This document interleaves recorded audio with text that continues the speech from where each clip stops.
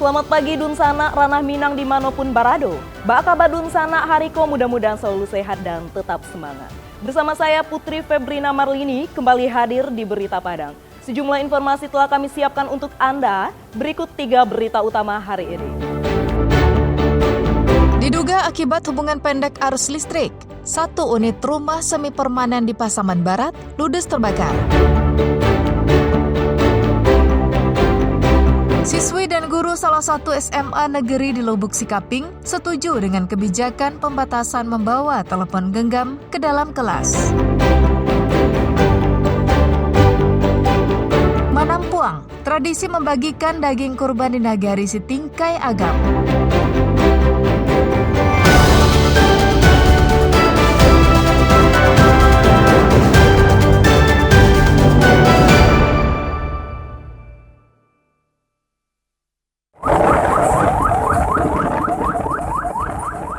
Mobil pemadam kebakaran dari Dinas Pemadam Kebakaran Pasaman Barat melaju dengan kecepatan tinggi menuju lokasi kebakaran di Jorong Kemajuan, Kecamatan Talamau, Pasaman Barat pada Kamis dini hari pekan silam. Kebakaran ini terjadi diduga akibat hubungan pendek arus listrik, menghanguskan 1 unit rumah semi permanen. Saat kebakaran terjadi, warga tidak mampu berbuat banyak karena bangunan rumah yang hampir seluruhnya terbuat dari kayu itu cepat sekali membara dan menghanguskan seluruh bangunan.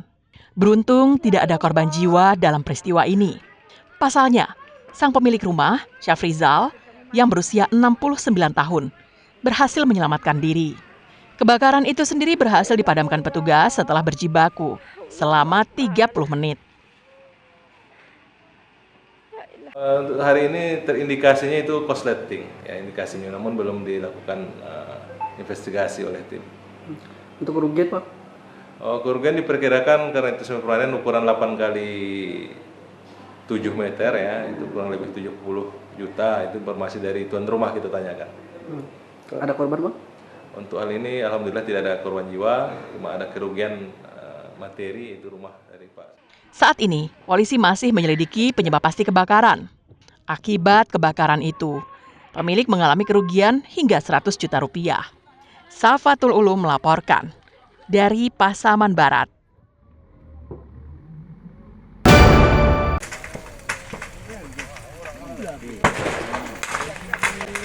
Selain di Talu, Pasaman Barat, kebakaran juga terjadi di Kecamatan Kotoduo, Pasaman.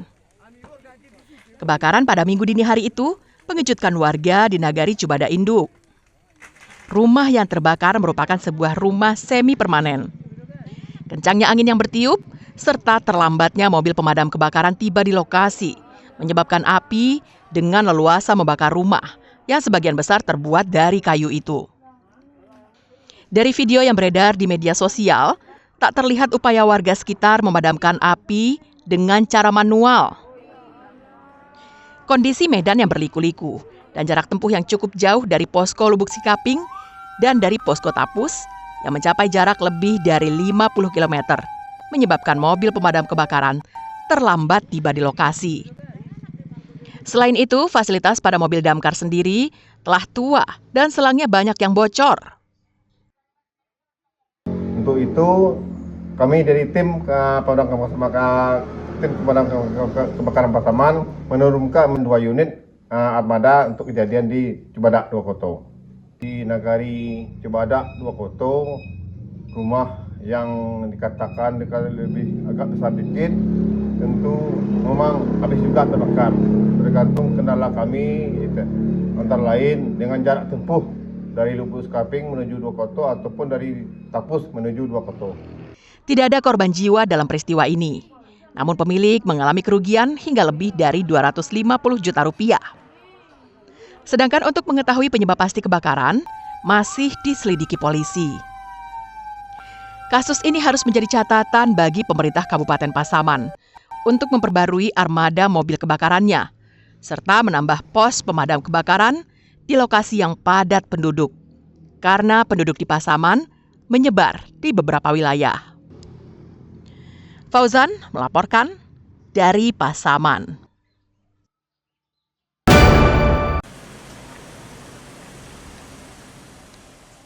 Sebanyak 15.000 kendaraan roda 4 maupun lebih diprediksi akan menggunakan jalan tol Padang Sicincin untuk kembali ke rumah masing-masing menjelang akhir libur panjang ini. Puncak arus balik itu akan terjadi pada Senin sore hingga malam hari. Hingga hari Minggu saja, tercatat sebanyak 11.000 kendaraan yang melintas di jalan tol sepanjang 36 km itu. Pada hari biasa, rata-rata kendaraan yang melintas berjumlah lebih kurang 7.000 kendaraan. Namun, pada hari libur panjang, jumlah ini naik mencapai 2 kali lipat. Diprediksi jumlahnya akan terus naik, karena pada Selasa ini aktivitas kembali normal setelah libur panjang selama 4 hari berakhir. Kemungkinan kalau kita prediksi mungkin sore atau malam. Mengingat besok sudah normal kembali dan hari ini merupakan hari terakhir untuk cuti. Kemarin tercatat ada 11.000 untuk hari Minggu kemarin. Tercatat 11.000 lebih kendaraan yang melintasi tol Padang. Tercatat sejak kita tol dibuka kemarin pada tanggal 28 sekira kurang lebih 7.300-an. Sementara itu, salah seorang pengemudi mengatakan, sejak diaktifkannya jalan tol, waktu tempuh menjadi lebih singkat dan penggunaan bahan bakar minyak pun jauh hemat dibanding melewati jalan arteri. Rasanya sangat terbantu, sangat menghemat BBM, memperpendek jarak, menghemat waktu. Selalu ngecet, barang sangat lancar. Harapan ke depan supaya cepat tembus ke ini.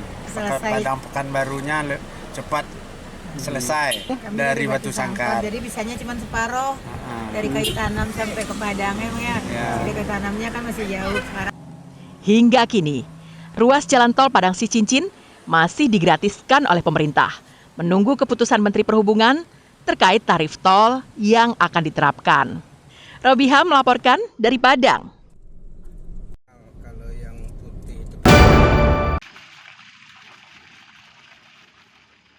Tingginya permintaan ikan air tawar di tengah masyarakat membuat pemuda dan tokoh masyarakat di Nagari Jambak Selatan, Kecamatan Luhak Nanduo, Pasaman Barat, memanfaatkan saluran irigasi untuk tempat berbudidaya ikan air tawar.